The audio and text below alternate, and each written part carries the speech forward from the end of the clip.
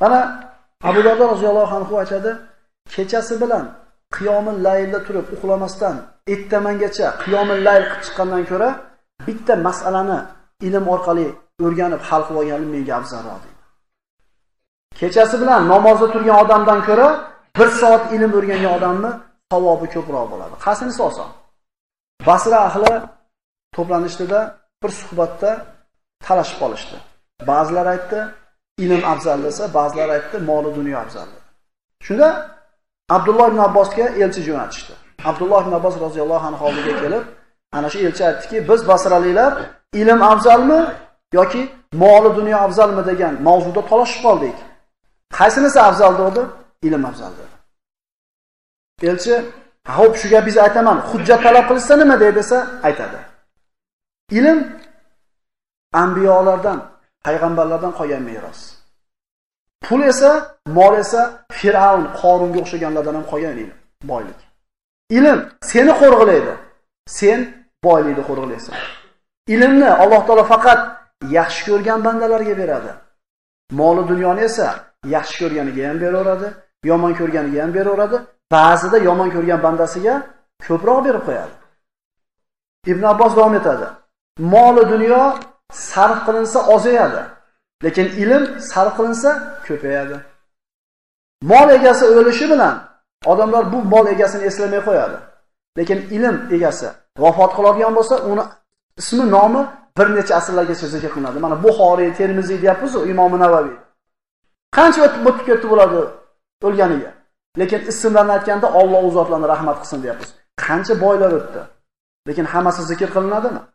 Mol egasi har bir topgan puliga javob beradi. Har bir sarf qilgan puliga javob beradi. Lekin ilm egasi shu ilmni o'rgatgan bo'lsa, shu ilm o'rgatishlik yo'lida aytgan har bitta so'ziga ajr oladi. Har bitta so'zi uni ilm darajasini, Allohning huzuridagi martabasini ko'taradi. Mana shu sabablarga ko'ra dedi Abdulloh ibn Abbos, moldan ko'ra ilm afzal dedi. Abu Dardo roziyallohu anhu odamlar ikki xil bo'ladi dedi. Yo ilm o'qitayotgan bo'ladi, yo boshqalar bo'ladi. Ikkinchisi yaxshilik yo'q. Inson yo olim bo'lish kerak, yo ilm o'rganuvchi bo'lish kerak. Payg'ambar sollallohu alayhi vasallamdan mashhur hadis: "Kun aliman, aw muta'alliman, aw mustamiyan, aw muhibban, va la takun hamis illa fatahlak." Yo olim bo'l, yo ilm o'rganuvchi bo'l, yo o'rgangani vaqtingiz bo'lmasa eshituvchi bo'l, hech bo'lmasa. Telefonga qo'yasiz, telefonga yozib ola, xolos eshituvchi bo'l. Endi eshitgani ham vaqting bo'lmasa yaxshi ko'ruvchi bo'l. Bora olmayapsan darsga, masala eshita olmayapsan, ilm o'rgana olmayapsan, eng kamida shu ilmni yaxshi ko'ruvchi bo'l. Beparvoni urma degani 5-inchisi. 5-inchisi bo'lma, halok bo'lasan. Ilmga beparvo bo'lma deydi. Ilmga beparvo bo'lgan odam halok bo'lishi payg'ambar sollallohu alayhi vasallamdan hadis orqali aytilgan. Luqmon Hakim o'zini o'g'liga nasihat qilar ekan, "Ey o'g'lim," deydi, "ulamolarning majlisiga qisilib bo'lsa ham, tiqilib bo'lsa ham kirib o'tiring." Chunki Alloh taolo osmondan tushgan suv bilan yerda tiriltirganidek odamlarning qalblarini olimlarning suhbati bilan tiriltiradi dedi. Mana shu majlisga kelganlar hozir hammani o'zi yetarli xursandchiligi bor, muammosi bor, haqqi bor ololmayotgan, qarzi bor, hammani g'ami bilan kelgan. Lekin yarim soat Allohning zikri bo'lgandan keyin qarabsizki, hammaning qalbi bir xil bo'lib qoladi. Nimaga? Vallazina idza zukirallohu wajilat qulubuhum va idza tuliyat alayhim ayatuhu zadatuhum imanan va ala robbihim yatawakkalun. Meni bandalarim deydi Alloh.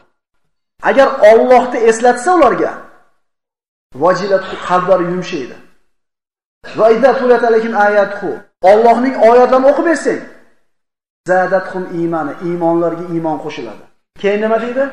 Va ala robbihim yatawakkalun. Allohga tavakkal. Haqiqatan men nima qilyapman, Alloh aytgani bo'ladi-yu. Men sababini qilyapman deydi-da, xotirjamlikni topadi. Ala bi zikrillahi tatma'innul qulub. Qalblar Allohning zikri bilan xotirjamlik topmaydimi, Alloh so'rayapti. Insonda chanqog'i suv bilan qoladigan bo'lsa, insonda qalbini chanqoqligi Allohning zikri bo'ladi. Allohning zikri bo'lgan joyda hammaning qalbi bir xil orom oladi. Agar bu qalb g'ofil bo'lmasa, Alloh muhrlagan bo'lmasa. Abdulloh ibn Mas'ud roziyallohu anhu ikki xil odam to'ymaydi deb aytadi. Pul qidirayotgan odam to'ymaydi, ilm qidirayotgan odam to'ymaydi. Endi bu ikkovini to'ymasligini ko'ring. Abdulloh ibn Mas'ud aytadi, boy moli dunyo quvgan kishi moli dunyosi ko'paygan sari Allohdan norozilik sifati ziyoda bo'lib boradi. Kalla innal insana la yatgha arrahu istaghna. Ko'rmaysiz insonni dedi, dunyosi ko'paygan sari tug'yonga ketayotganligini ko'rasiz buni dedi. Hayotda misol aytish hojati yo'q. Puli ko'paydimi? Yana 4 so't yetyapti, 6 so't. 1 etaj yetyapti, 2 etaj. Bitta mashina yetyapti, 2 ta. Hatto 1 yilda uyini 3 xil remont qiladiganlarni ham eshitib qolyapmiz. Chunki yangicha remont chiqibdi desa, buzib tashab turib, bu tug'yon bo'lmaydimi bu? Haddan oshlik bo'lmaydi.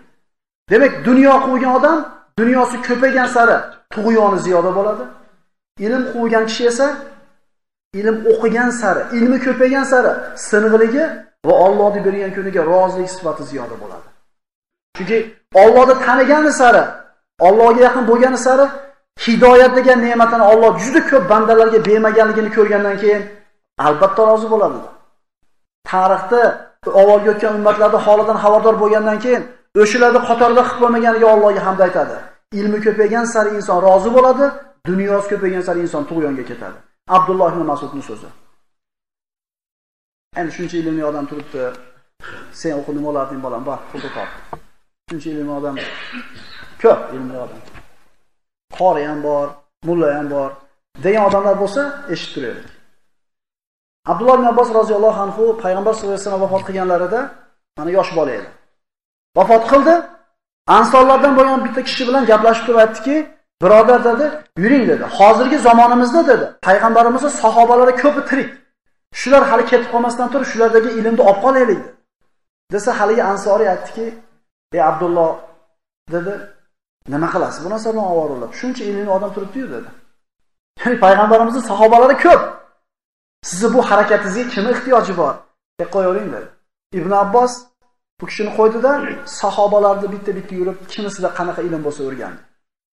Abdulloh ibn Abbos o'zi haqida rivoyat qilib aytadi, Bidoya va Nihoya kitobida keltirilgan. Men dedi, payg'ambarimizdan bitta sahoba falon hadisni bilar ekan desa, borar edimda eshigini tagida o'tirar edim. To'nimni tayinib yoqib o'tiraman, shamol kelib yuzimga turpodi qumni uradi, hamma yo'g'im chang bo'lib ketadi, o'tiraman dedi. Qaranglar, Abdulloh ibn Abbos payg'ambarimizning amakisining o'g'li, eng habrul umma bo'lgan kishi ilm biladigan sahobani eshigini tagida o'tiradi. Chaqirmayapti, chiqishini kutib o'tiribdi. Meni deydi, hammasi yaxshi ko'radi sahobalar deydi. Eshikni shunday ochib chiqardida, "Ey Rasulullohning amakivachchasi, nima bu yerda o'tiribsiz qiynalib? Bir og'iz aytsangiz, men borardim oldingizga" desa, bu ilmni olishlikka kelgani men ko'proq haqliman. Nima endi qora aka, o'qiganingizdan keyin o'qitasizda bizga. Nima o'qitdilar ilmni? O'qitasizda, nima? Bizga gapirmasangiz kimga shunaqa eshitib qolamizda? Bizga gapirmasangiz kimga gapirasiz? Birodarlar, ilm sizni istab kelmaydi. Siz ilmni istab borasiz. Abdulloh ibn Abbos o'tiribdi eshik tagida. Shunday asnoda juda ko'p ilmni o'rgandi va bir zamonlar o'tdi, sahobalar juda ko'pchiligi vafot etdi. Abdulloh ibn Abbos shunday ilm to'plandiki, eshigini tagida odamlar kilometrlab o'chirib turadigan bo'ldi. Haftaning 7 kunini 7 xil ilmga bo'lib qo'ydi. Bugun Qur'on tafsir haqidagi ilm beriladigan kun. O'tiradi odamlar 200-300 odam eshikda. Ertasi kuni fiqhdan, aqidadan. Shunday ilm to'plangandan keyin odamlar shunday to'planib eshikda o'rganganligini ko'rgan hali kishi Ibn Abbos mendan bari to'g'ri qilgan ekan dedi. Shuning uchun sen o'qib nimalar, qayerdan bilasiz, ehtimol sizni bolangizdan shunaqa bir olim chiqar. Siz eshigini yopib qo'yapsiz, bor, pul top dedi. Bolada o'qishlikka layoqat bormi? Xoh diniy bo'lsin, xoh dunyoviy bo'lsin ilm. Ilmga rag'bati bormi? Yo'laylik. Chunki payg'ambarimizning buyrug'i bu. Xitoydan bo'lsa ham ilm o'rgan degan. Vaqtimiz ozroq qolyapti, lekin ozgina narsa bor edi. Mayli qisqaroq gapirishganimiz bilan shu bilan darsimizga nihoya yasaymiz. Ibrohim Balxiy Xurosoniy o'zini shogirdi Xotimul Asamdan mana men uyimda necha yildan beri ta'lim olyapsiz dedi. Shogird aytdi 30 yildan beri. 30 yilda nimani o'rgandingiz desa, 8 ta narsani o'rgandim. 8 ta masalani o'rgandim. 30 yil meni umrimni yarmini men bilan birga o'tkazib turib, bor yo'g'i 8 ta masala o'rgandingizmi? Ilmda bu 8 ta ilm. Desa, endi ustoz o'rgangan narsam shu 8 ta, yolg'on gapirgim kelmaydi dedi. Nimani o'rgandingiz dedi. Diqqat qiling, 30 yillik umrda 8 ta masalani o'rganibdi. Birinchisi, mahluqotlarga qaradimda hammasi nimanidir yaxshi ko'rar ekan. Shu yaxshi ko'rganini orqasidan quvur ekan. Lekin odamlar yaxshi ko'rgan hamma narsasi inson o'lganda yer betida qolib ketar ekan. Men o'zimni yaxshi ko'rgan mahbubimni savobli amallarda tushundim.